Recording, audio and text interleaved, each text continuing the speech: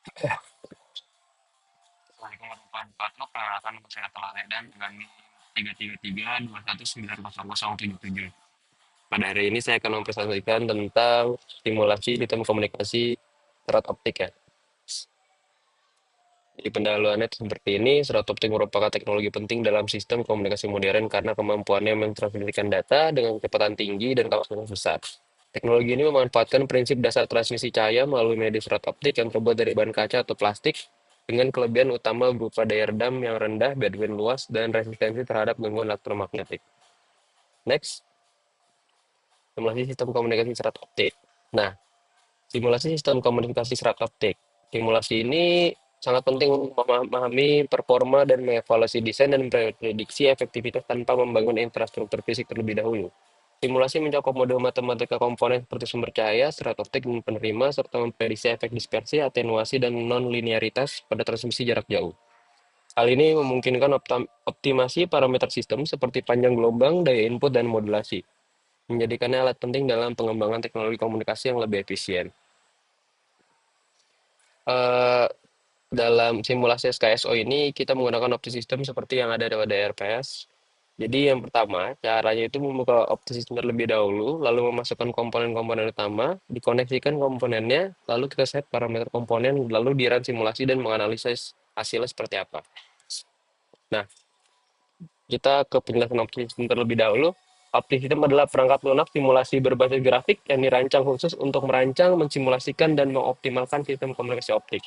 Dikembangkan oleh OptiWave, opti sistem digunakan oleh para insinyur, peneliti, dan akademisi untuk melakukan simulasi dan analisis dalam berbagai aspek komunikasi serat optik, termasuk sistem komunikasi serat optik untuk transmisi data jarak jauh, komunikasi nirkabel optik, jaringan WDM dan DWDM, serta komunikasi optik terpadu untuk komponen photonic integrated circuit.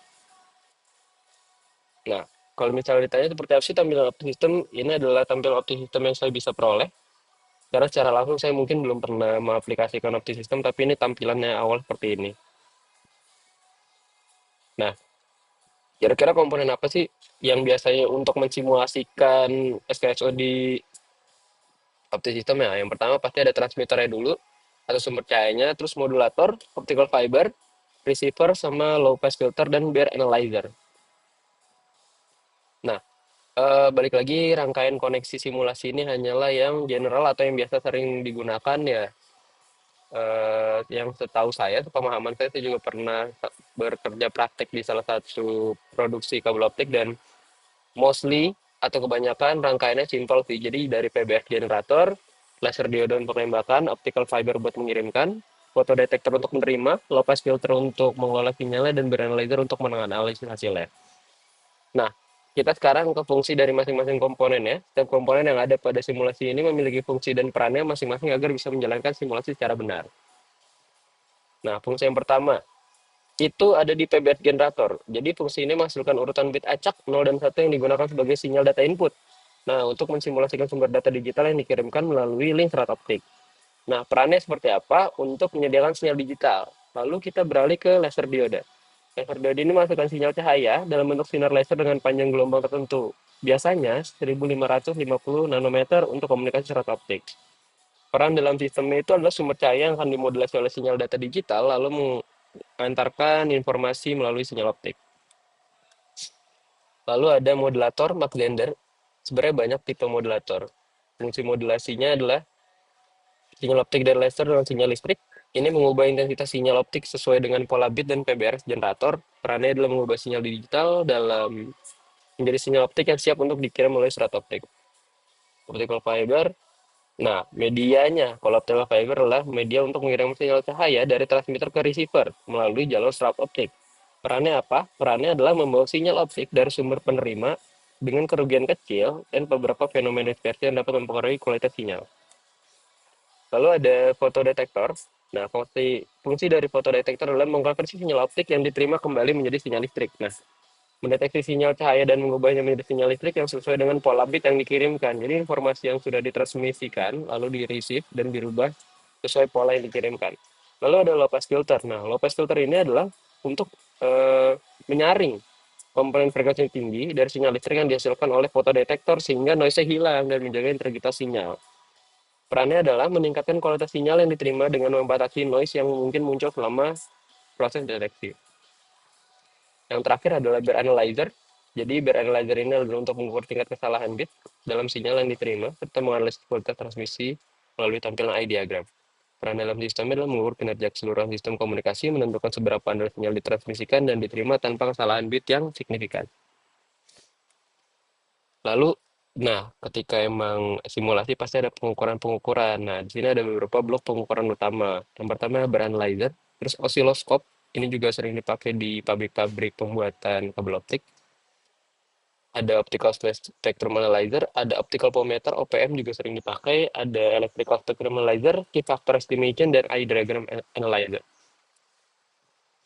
Blok pengukuran yang pertama adalah BWR analyzer ya. Jadi blok ini digunakan untuk mengukur bit error rate ya, yang digunakan untuk yang merupakan parameter penting menilai kualitas transmisi sinyal. Nah, interpretasi lain itu adalah kalau BR rendah mendekati 0, berarti sistem beroperasi dengan baik dan hanya ada sedikit kesalahan dalam transmisi data. Sedangkan kalau BR tinggi, menunjukkan bahwasannya banyak bit yang salah diterima. Ini bisa menunjukkan bahwasannya adanya kesalahan pada transmisi atau redamannya terlalu tinggi atau noise-nya berlebihan.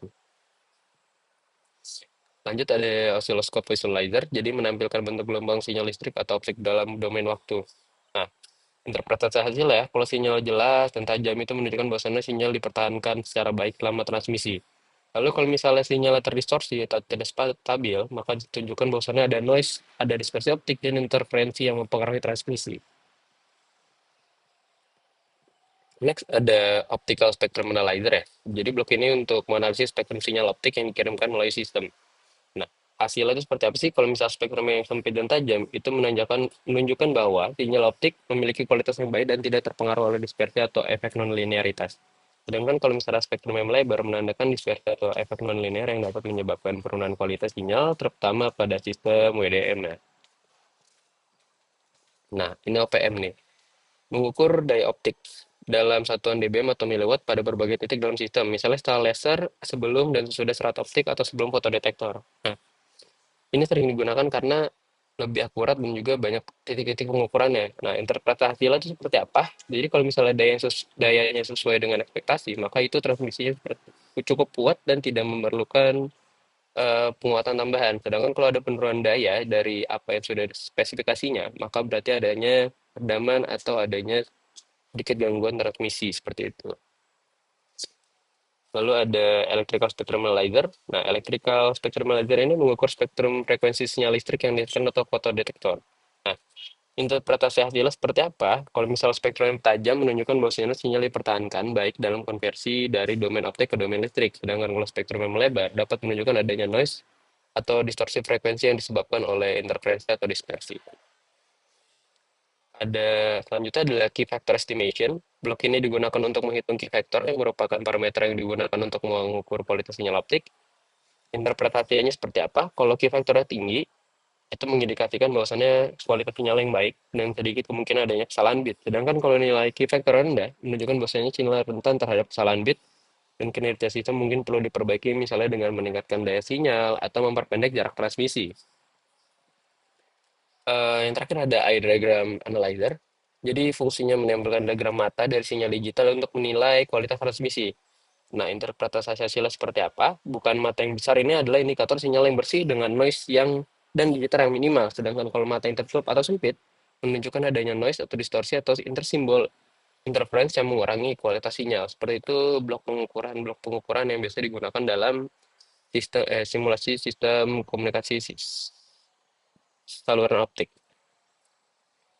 Mungkin itu saja yang bisa saya sampaikan mengenai eh, simulasi komunikasi sistem serat optik ya, melalui aplikasi optik sistem. Kurang lebih mohon maaf. Wassalamualaikum warahmatullahi wabarakatuh.